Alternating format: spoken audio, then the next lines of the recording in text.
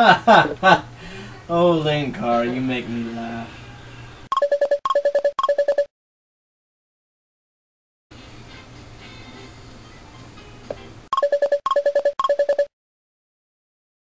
Rip-off artists? Who are... Testing? What testing?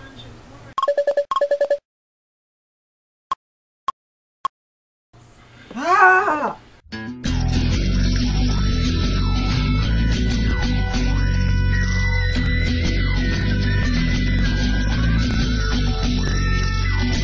Welcome to Atop the Fourth Wall, where bad comics burn. King Kara's gonna teach you all a lesson you won't learn. Brodsky, you're not the smartest. Liefeld, you're not an artist. Anyone who's had a bad comic published, it could be your turn. King Kara, here's a man, punch, wears a pretty hat. King Kara, he has a magic gun. Where'd he purchase that? King Kara. Coins, robots, Amazons and trucks. King Kara. This comic sucks. King Kara. Hello and welcome to Atop the Fourth Wall, where bad comics burn. Now you know those movies that should have died out a long time ago? Those parody movies like Epic Movie or Disaster Movie that no one really liked but they keep making anyway for God knows why? Well, imagine if they wrote a comic book, and then make it worse. That's what I would like to share with you today as we look into Marvel #1. I want to take a moment to show you this cover, not because the art is bad, but because of the cover itself. This is the entire point of the title. It's a playoff of Smallville, both in title and in picture. However, this image has absolutely nothing to do with the entire comic. This image... heck, this person never appears once in the entire 6-part series. We're off to a great start, aren't we? We open to a guide explaining the premise of most of these jokes in the comic. Because jokes are always funnier when you explain them, right? Get it? Because that was sarcasm, and this is me explaining my sarcasm, and that just... never mind. The gist of it is that DC owns Batman and Superman, AOL owns DC Comics, and Ted Turner owns AOL. And everything else in the world, apparently. So you open to the year 5002 AD on the planet AOLon. Here we see a kid discussing a new comic store opening up. Congratulations! Your new store is huge! After 3,000 years, the comic industry finally recovered from Ron Perlman bankrupting Marvel. Do I even need to explain how many things are wrong with this joke? Okay. 1. If it took 3,000 years to rebuild one company, I'm sure that company would have just ended instead. 2. Is this information really mainstream enough for the common reader to get? And 3. It took me 20 minutes just to understand how Ron Perlman bankrupted Marvel. And by the way, it wasn't even his fault. Marvel suffered just like every other comic company because the comic craze had ended. And 4. Since when did Marvel Comics dictate what happened to the entire comic industry? There's DC, Dark Horse, Image, and a buttload of other comic companies that would have kept going on if Marvel had been bankrupted. Also, I love how this image obviously once said 5th Millennium Comics because the writer-artist was stupid and thought 5002 was the 5th millennium until someone corrected him. Anyway, we see a meteor shower begin and... Ted Turner? But wait, that would make Ted Turner over 3,000 years old. And he doesn't look any older than he does now. That's impossible unless... Nah, it's just stupid. Ted explains to his wife Jane Fonda that in 5 minutes a colossal meteor... Dude! Meteors are awesome! They're all like... and... Get out of here! Dude! Okay. Also, what you see is what you get. A colossal meteor will destroy the world. To prepare, he defends them with... Atlanta Braves caps? Now, I know this seems silly, but I wear my hat to defend from the evil strawberries. See? Ted, this is horrible. Our child is so young and our world will be destroyed. Fear not. Fear what not? Maybe. This rocket ship can fly our son safely to the planet Earth. Ted, honey, that's a harebrained scheme. I wanted to construct an enormous rocket capable of flying the entire population of AOL onto Earth, but those fools on the board wouldn't listen. But fortunately, my prototype can fly one child to Earth. But Teddy Bear, this is Earth. You bought Earth and renamed it AOL on. I'm just going to pause for a second and let all of you take in the stupidity of that statement. I did what? You became a main character in a comic book series that made cyanide pills sound delicious. We're running out of time. Time! That's it! Time? Exactly. We can save our son by sending him back in time. Nah. So Ted tells his son, Cal AOL, "Excuse me, my palm would like to meet my face again." You see, son, our tragic deaths will give you a heightened sense of responsibility. So they're imitating Superman's backstory. Because of that, I'm going to use the Superboy Prime voice. Well, if you're sending me away, at least give me one of those green crystals with all the knowledge of the universe. Can't help you there, but this disc gives you 100 free minutes.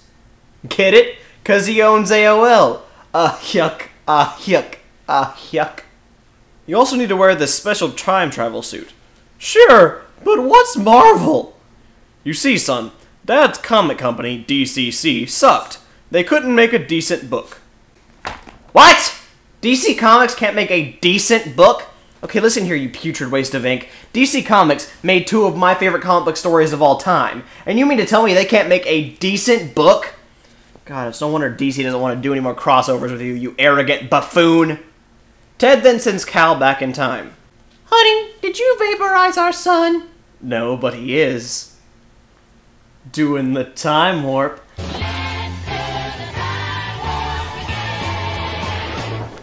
Hey guys, I bet you I can leap tall buildings.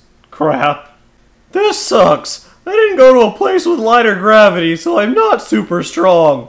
The Earth's yellow sun don't mean squat to me. Everything was better on my Earth. I'm just kidding. But it is funny to notice how they tell me their character's not only annoying, but entirely uninteresting. Also, is anyone else creeped out by this frame? I mean, it looks like he's about to put his hands in places I'd rather not be touched right now.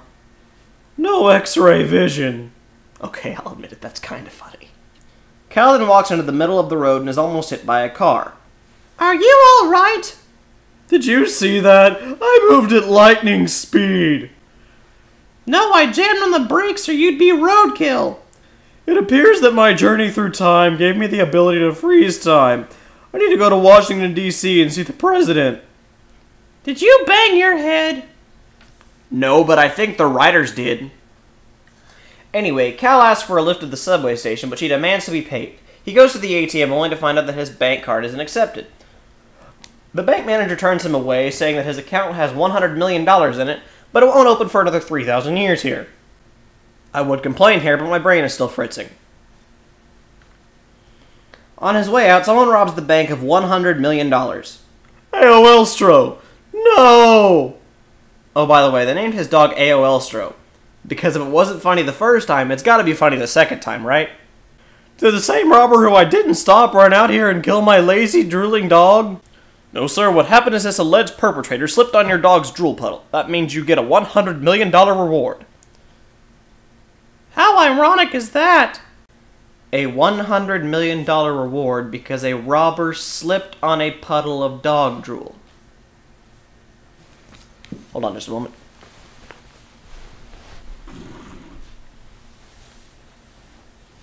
Drool! Drool, damn you, drool! After several pages of unfunny, annoying dialogue, trust me, I'm sparing you, Cal and the taxi driver Mickey decide to go see a play. While going to buy a ticket from a scalper, Cal attempts to stop a murder, only to find it's the same man from the bank. Shouldn't he be in jail? I mean, you left him unconscious on the ground. Shouldn't he be in custody? Al, they're both criminals. Why are you doing this? For truth, justice, and the American way. Yes, you saw it. Cal tried to fight like Superman. When everyone knows the only real way to fight like Superman is by yelling, I am a man! It will cost you $500 for 2 tickets, and I'm losing money on the deal. That's not the truth. I saved your life and you're ripping us off? That's not justice. Let's just call it the American way. I think they're trying to be funny here, but honestly, it's more like a sad commentary on society. Makes me want to cry more than it makes me want to laugh. Me with a gun. It's about time you figured out the gun thing. I think maybe I could go faster than a speeding bullet. Honestly, how many times can one character say something stupid in one issue? The robber then finds that neither of them have any money with them. Curses! Curses! Really? I didn't think you could sink any lower, comic. But you did. You sunk about as low as comic book stories can go. You ripped off Batman and Robin! God, I can't take any more stupid. I need a break. Oh, hi, Ninja Style Dancer. What are you doing here? Oh, I get it.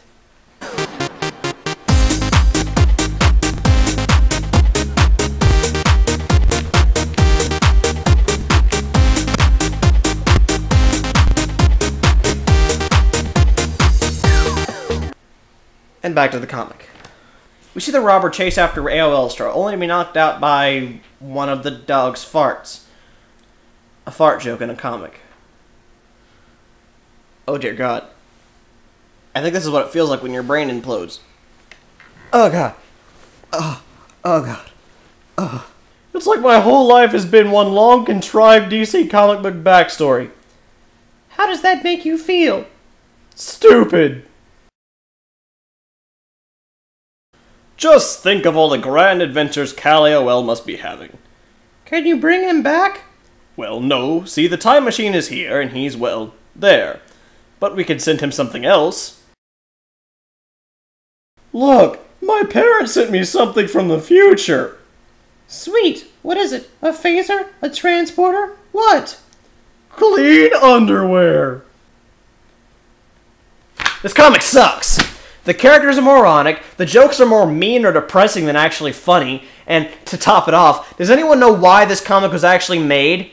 The heads of Marvel all made a bet with each other over who could make a successful comic, and Marvel lost miserably. In fact, it failed so bad it's considered to be one of the worst comic series of all time.